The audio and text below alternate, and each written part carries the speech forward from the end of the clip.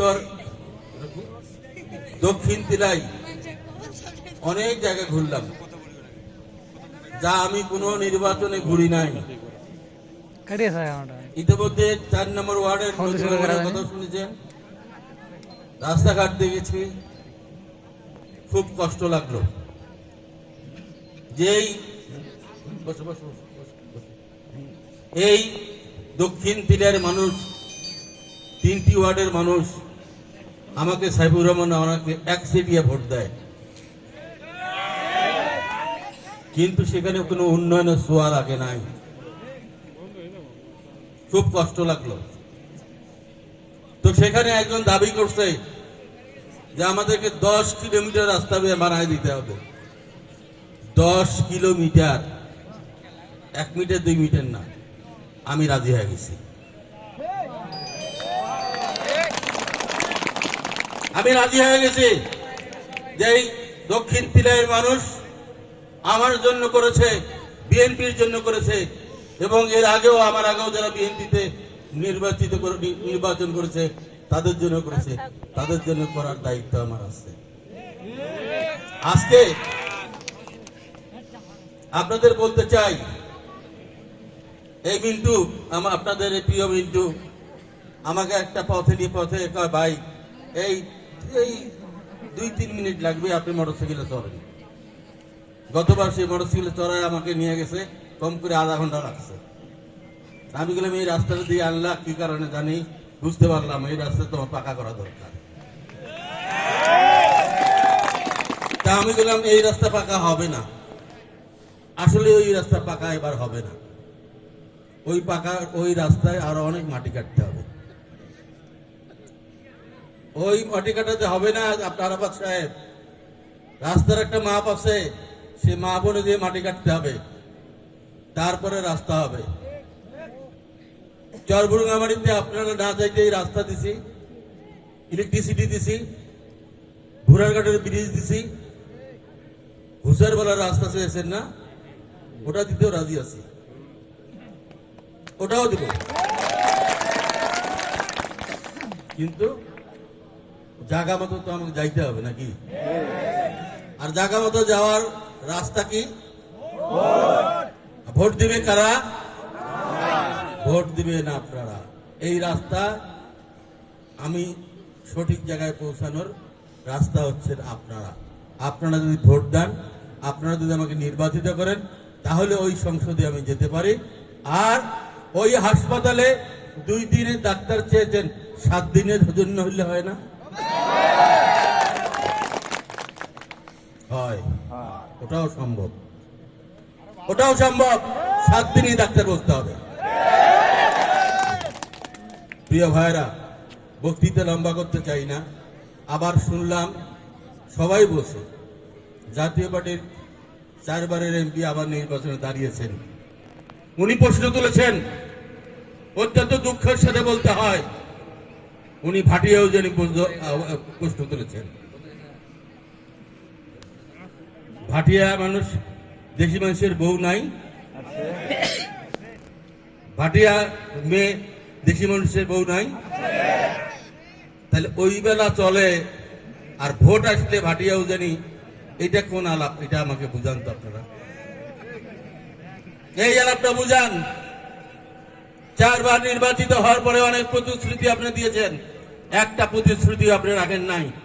একটা প্রতিশ্রুতি আপনি রেখেছেন, ফ্যাসিস্টের সাথে মিশে আপনারা কাজ করেছেন 15 বছর। সেই 15 বছরে আমরা যারা মুসলমান, তাদেরকে একটি ইসলামী জলসা করতে হলে থানার অনুমতি লাগতো। আমরা মুসলমান হিসেবে আমরা যে একটা ওয়াজ মাহফিল করব, সেই ওয়াজ মাহফিল করার জন্য আমাদেরকে থানার অনুমতি নিতে হইত। এখন নিতে হয়? এখন নিতে হয় না। ভবিষ্যতে বিএনপি ক্ষমতা আসলেও নিতে হবে না। আর মোস্তাক সরকার কি কি বলতেছে আমি জানি না, তবে ওনাকে একটা গল্প শোনাই দেই।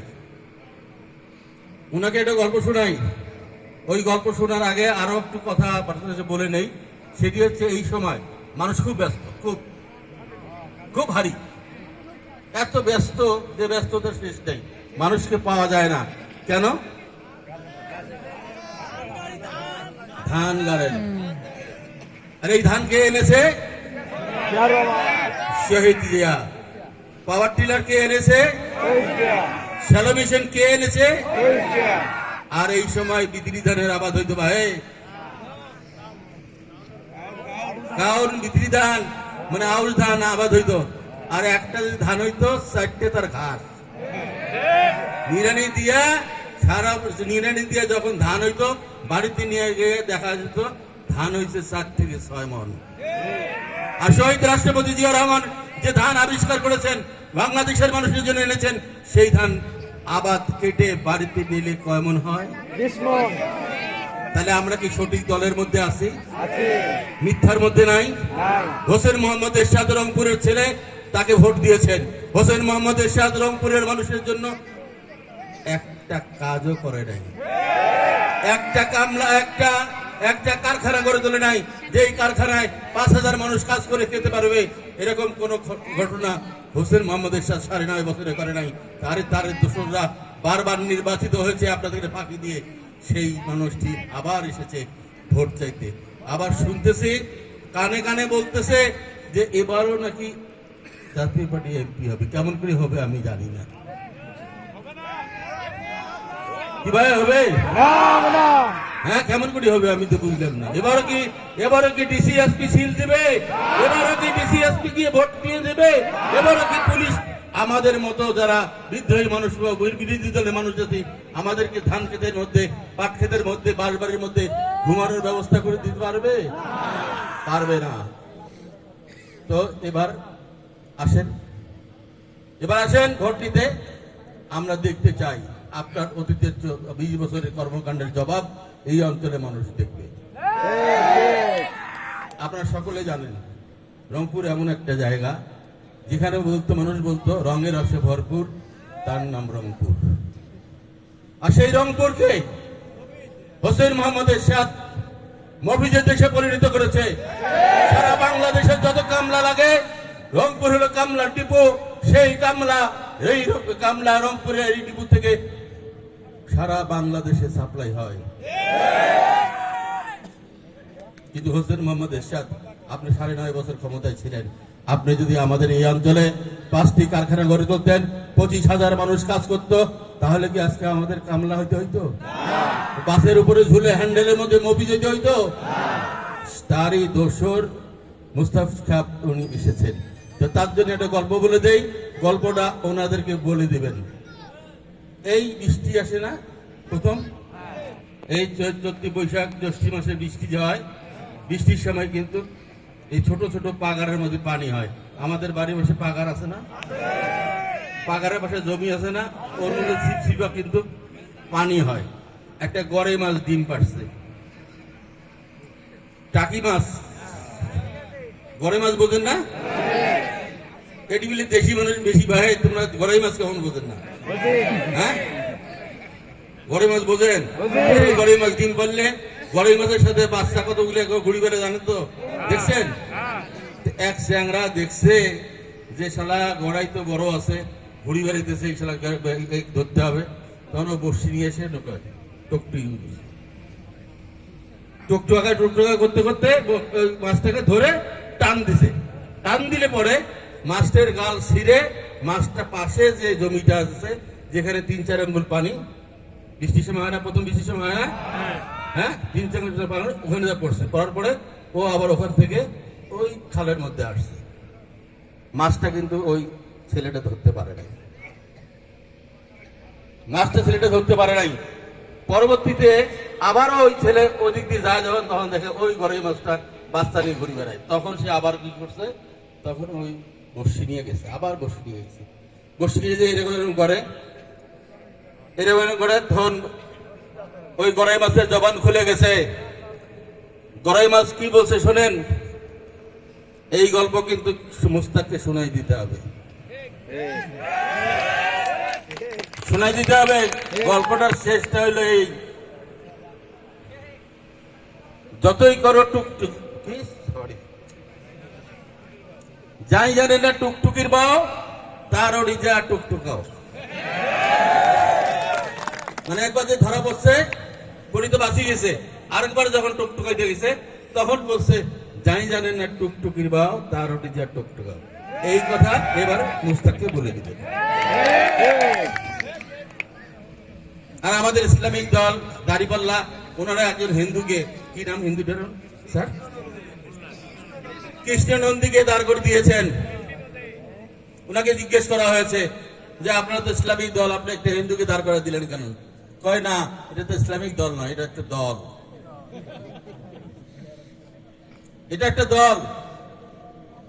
যেই দলের মানুষরা বেহেশতের টিকিট বিক্রি করতে চায়, সকল কাছে শুনছেন, এই বিষয়ে বলতে চাই না, হাত পাকার কথাও বলতে চাই না, আপনারা সকলেই জানেন। আমার কথা হচ্ছে যে ইসলাম প্রচার করবেন, ইসলামের কথা বলবেন, তো আপনারা ভোট কেন? আপনারা ভোট কেন? আপনাদের কাছে বেহেশতের টিকিট কেন? বেহেশতের টিকিট তো আল্লাহর কাছে, বেহেশতের টিকিট তো আল্লাহর কাছে। বেহেশতের টিকিট নিয়ে আপনি ঘোরার কে? বেহেশতের টিকিট নিয়ে ঘুরবে যারা, যারা বেহেশতে যাবে তারা ঘুরবে। কারা ঘুরবে? মুসলমানরা ঘুরবে। প্রত্যেক ইসলাম 5টি স্তম্ভের উপর দাঁড়িয়ে আছে। একটি প্রথম হচ্ছে কলেমা, তারপরে নামাজ, রোজা, জাকাত, হজ।